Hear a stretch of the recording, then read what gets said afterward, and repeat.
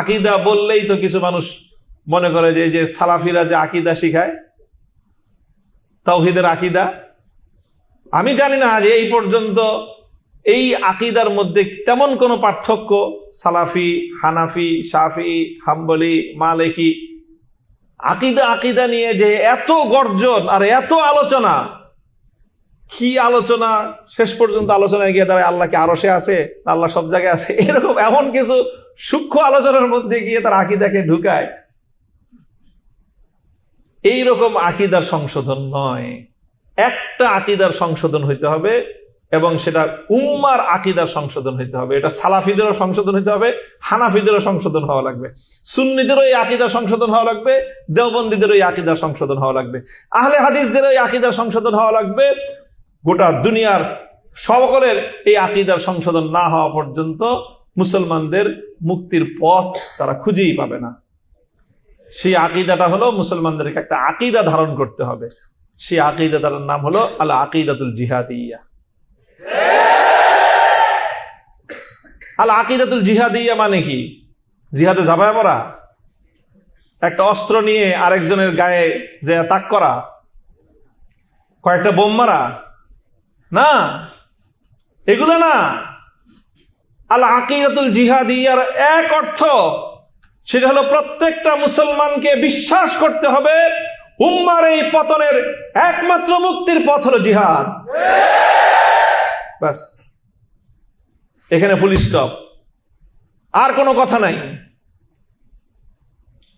যে উম্মতের এই বিশ্ব ব্যবস্থার করাল থেকে মুক্তির, এই বিশ্ব ব্যবস্থার জাতাকল থেকে মুক্তির, এই বিশ্ব ব্যবস্থার অধীনে পরিচালিত জাতিসংঘ কর্তৃক নিয়ন্ত্রিত শিক্ষা, সংস্কৃতি, অর্থ, সামরিক ব্যবস্থাকে পরাস্ত করে নতুন বিশ্ব ব্যবস্থা গড়ার একমাত্র পথ আত-তারিকুল ওয়াহিদ হুয়াল জিহাদ ফি সাবিলিল্লাহ। বাস, এই আকীদা এবং এই বিশ্বাসকে ধারণ করতে হবে। তারপরে তার কর্মকৌশল কি হবে, দুনিয়ার ওলামায়ে উম্মত সেটা ঠিক করবেন। কোথায়, কোন দেশে, কোন পরিবেশে, কোন পরিস্থিতিতে জিহাদের কোন ধাপ বাস্তবায়িত হবে। আমরা মনে করি আল্লাহ রাসূল সাল্লাল্লাহু আলাইহি ওয়াসাল্লাম শুধু মদিনায় গিয়ে জিহাদ করেছেন, না।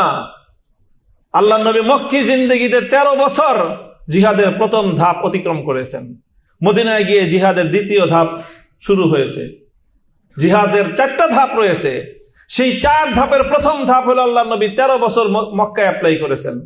মদিনায় গিয়ে প্রথমে দ্বিতীয় ধাপ, তারপরে তৃতীয় ধাপ, একেবারে নবম অষ্টম হিজরিতে গিয়ে চতুর্থ ধাপ। এর আগ পর্যন্ত চতুর্থ ধাপে যান নাই। যাই হোক, এটার বিস্তারিত আলোচনার প্রয়োজন নাই। প্রথম কথাটা হলো এই হলো আমাদের বর্তমান বাস্তবতা, এই হলো দুনিয়া। এই দুনিয়ার মধ্যে আমরা যেখানে বসবাস করতেছি সেটা হলো, ধরে নাও আমাদের বাংলাদেশটা হলো চলমান বিশ্ব ব্যবস্থার অধীনে জাতিসংঘ কর্তৃক নিয়ন্ত্রিত বিশ্ব ব্যবস্থার ছোট্ট একটা ইউনিয়নের নাম হলো বাংলাদেশ। এটা একটা উপজেলা বা জেলা পর্যায়েরও না। বিশ্ব ব্যবস্থার অধীনে বাংলাদেশ কি একটা ইউনিয়ন কাউন্সিলের মতো। কাজেই আমাদের রাষ্ট্রপতি হলেন একজন ইউনিয়ন পরিষদের চেয়ারম্যানের মতো, আর প্রধানমন্ত্রী, এই সব মিলেই একটা ইউনিয়ন পরিষদ বিশ্ব ব্যবস্থার তুলনায়। কাজেই আমরা খুব ক্ষুদ্র একটা জায়গায় আছি। এই ইউনিয়নের থেকে গোটা একটা রাষ্ট্র ব্যবস্থা পরিবর্তন করে ফেলাটা, এটা অনেক দূরের এবং অনেক দীর্ঘমেয়াদী এক লড়াই, এক সংগ্রাম, এক অব্যাহত প্রচেষ্টার নাম। সর্বপ্রথম আমাকে আমার চিন্তার পরিশুদ্ধি অর্জন করতে হবে এবং আকীদা সংশোধন করতে হবে। আকীদা সংশোধন করতে হবে। আকীদা সংশোধনের নামে অন্য যত পেঁচাল আছে বর্তমানে মুসলমানদের মধ্যে, এই পেঁচালগুলি সব আগে সরাইতে হবে। এই ফালতু পেঁচাল সরায়ে সত্যিকার যেখানে সমস্যা, আসল আকীদার যেই সমস্যা, আকীদার মূল সমস্যার সমাধান না করে আকীদার পেঁচালের নামে আজাইরা যত পেঁচাল আছে ওগুলোর মাধ্যমে মুসলমানদের আকীদাকে বিভ্রান্ত করার একটা অপচেষ্টা ছাড়া কিছুই না।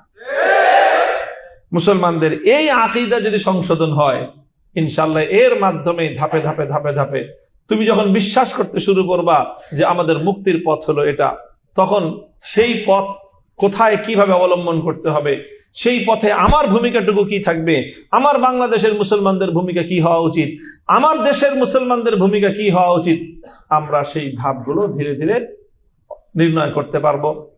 সেটারও আলোচনা আছে, সেটার পথ আছে, সেটারও রূপরেখা আছে। ইনশাআল্লাহ যথাসময়ে যথাযোগ্য ভাবে আমরা সেই আলোচনাগুলো ইনশাআল্লাহ পরবর্তী ধাপগুলোতে করব। আল্লাহ আমাদের সকলকে তৌফিক দান করেন। আমরা শপথ করি যে ইনশাআল্লাহ আমরা এই ইহুদিবাদী বিশ্ব ব্যবস্থাটাকে ভেঙে একটা নতুন বিশ্ব ব্যবস্থা এই বিশ্ববাসীকে উপহার দেব। আল্লাহ আমাদেরকে তৌফিক দান করুন। বাংলাদেশ খেলাফত ছাত্র মজলিসের প্রতিটি সৈনিককে আল্লাহ পাক রব্বুল আলামিন সেই কাঙ্ক্ষিত খিলাফা প্রতিষ্ঠার সৈনিক হিসেবে আল্লাহ কবুল করেন।